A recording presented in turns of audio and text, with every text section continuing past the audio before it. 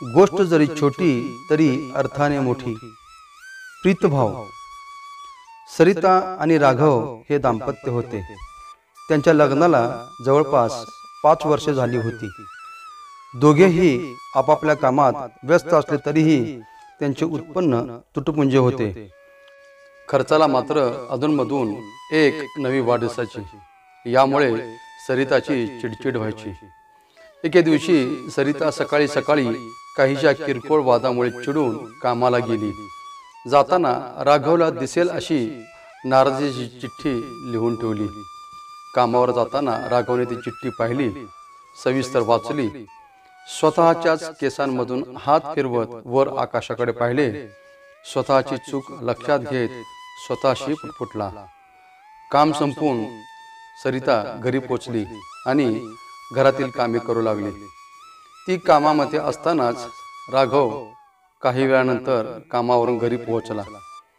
त्याने तिच्या हातामध्ये गजरा दिला आणि म्हणाला, सरिता, पिवळ्या सोन्याचे भाव खूप आहेत, त्याची माळ घेणे जेव्हा जमेल तेव्हा जमेल, पण सध्या हा गजरा आणला आहे।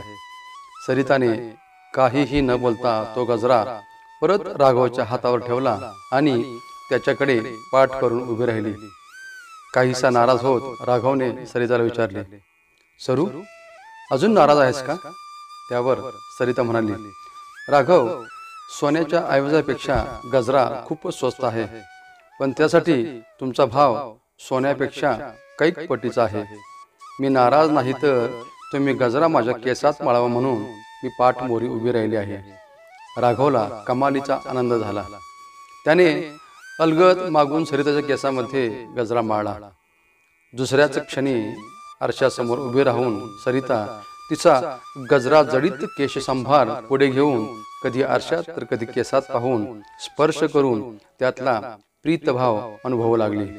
तोवर राघवने सरिताच्या मागे उभे राहून हलकेच तिच्या खांद्यावर त्याचे हात ठेवले आणि तोही आरशात पाहू लागला।